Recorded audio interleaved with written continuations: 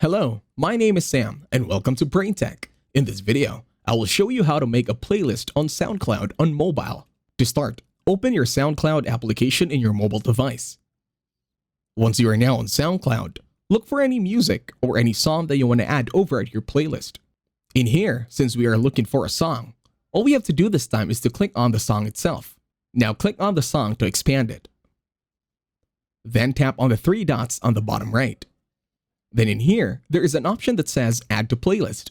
All you have to do this time is to click on Add to Playlist, and then in here, you can create a new playlist or add it to your existing one.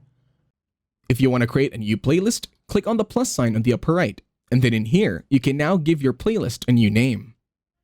Once satisfied, click on Done on the upper right.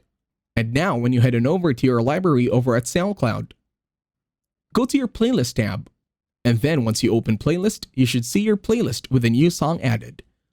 And that's it. Thank you very much for watching. Please leave a like, share, and subscribe to the channel.